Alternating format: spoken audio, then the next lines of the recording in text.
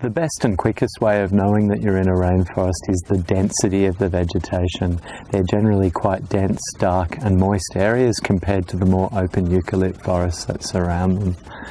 Often there are a lot of vines, palms, ferns, and in some types of rainforest, epiphytes, so trees that grow on, or plants that grow on other trees.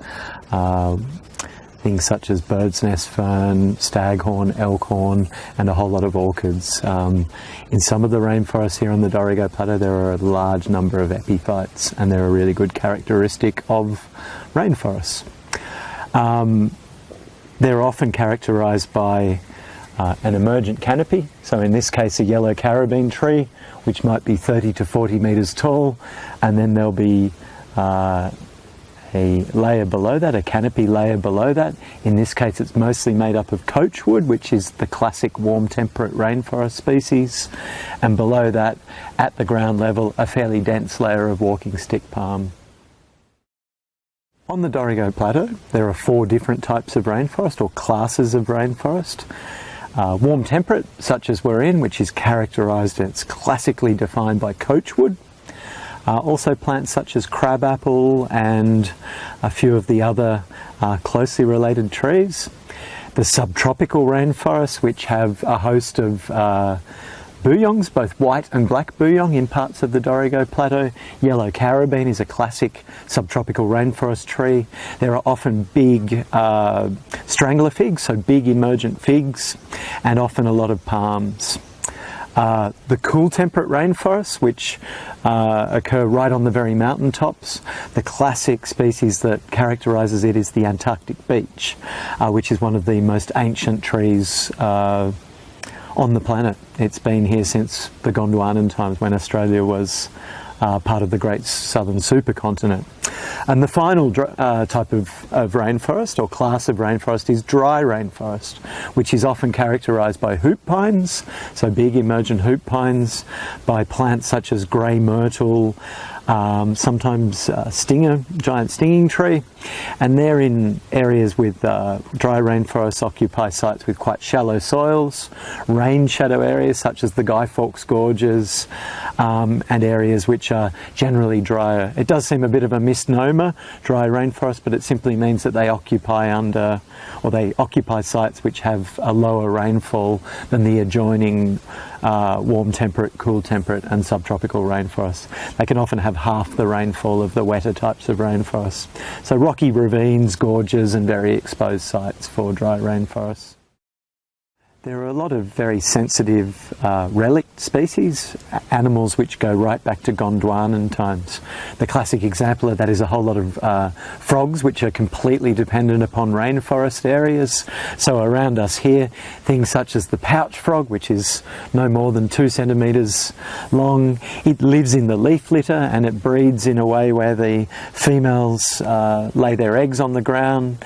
The eggs are fertilised and hatched, and the male has hip pockets or pouches, and he places himself against the tadpoles, and the tadpoles enter the hip pockets, they seal up, and then the frogs or the tadpoles emerge as fully formed but absolutely minuscule frogs a few millimetres long. So they only live in dense, moist areas of rainforest on the Dorrigo Plateau. The stuttering frog is another good example.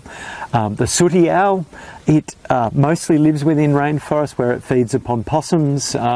It will occupy some of the adjoining wet sclerophyll, the dense wet sclerophyll forests, but if it didn't have rainforest it wouldn't be here. There's a whole lot of invertebrates which are only known from rainforests, and a whole lot of plants which only live in the rainforests of the Dorrigo Plateau. Plants such as the Dorrigo waratah. There's a tiny little population on the border ranges up near the Queensland border, but most of its population is in the Dorrigo rainforest. The mountain denhamia, which only lives between Mount Highland and Point Lookout.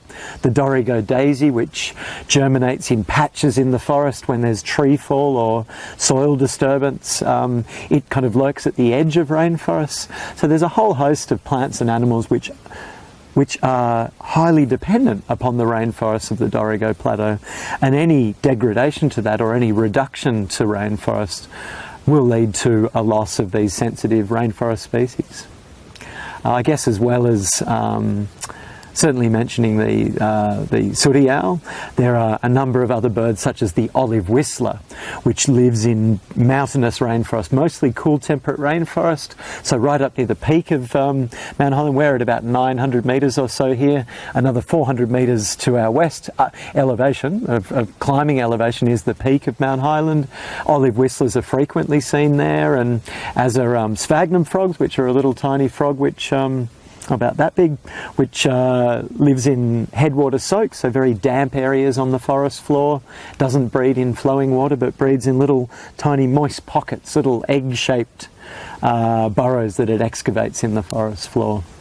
I guess another rainforest-dependent fauna species is the Stevens banded snake, up to about a metre and a half, with dull black and white bands on its back.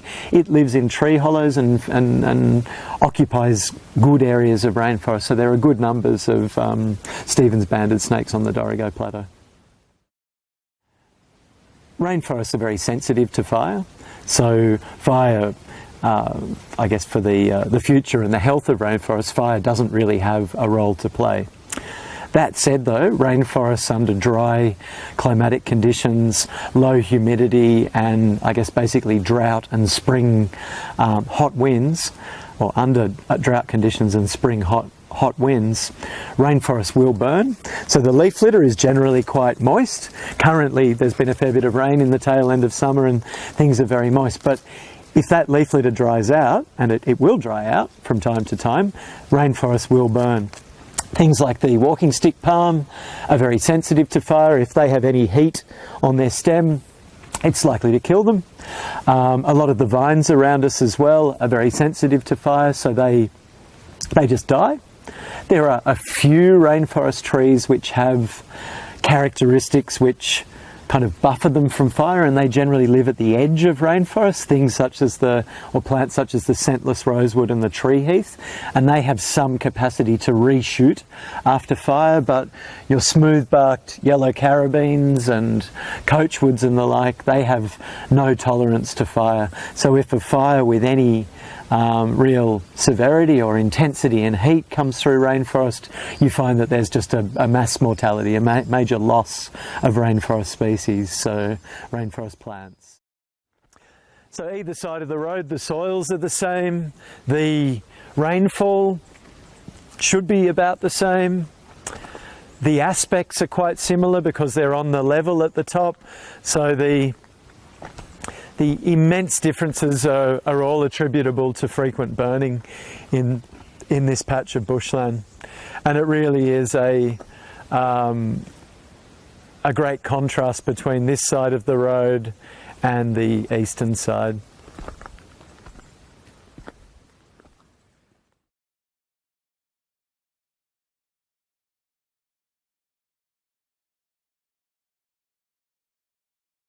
Buffer rainforest areas from fire, to encourage regeneration around rainforests, to give them a greater buffer, to replant rainforest species to better protect them, and to use fire management techniques which keep fire out of rainforest. So good exclusion lines, control and containment lines along walking tracks or roads to make sure that rainforests aren't burnt. There's been a lot of damage to rainforest in recent years with a series of very hot springs and summers, and large areas of rainforest have been lost because of these very hot fires. So there's a great need to protect all existing areas of rainforest and to allow for the expansion of rainforest. Now when intense fires do enter rainforests, particularly in places like the Dorrigo Plateau and Barrington Tops, you'll find that sometimes after the fire, the rainforests have been opened up to the extent that eucalypts, so blue gums or New England blackbutts, eucalypts that that occupy sites adjoining rainforest, that their seed fall can come into those recently burnt areas, and eucalypts can then establish. The types of time frames we're talking about are in the order of many, many centuries, and certainly around Mount Highland there are patches of dense, very old rainforest with a very occasional eucalypt emergent, and what that indicates is that some centuries ago, and potentially thousands of years ago, there'd been quite an intense fire in some of those rainforest patches. Of course, today we're dealing with a highly fragmented system where there's a lot less rainforest on the Dorrigo Plateau than there once was, so every bit takes on a greater degree of importance. And what we're really striving for through this project is for everybody to work collectively across the plateau to make sure that rainforest isn't going to be burnt, and that it can be reconnected and well buffered and better managed when it comes to fire.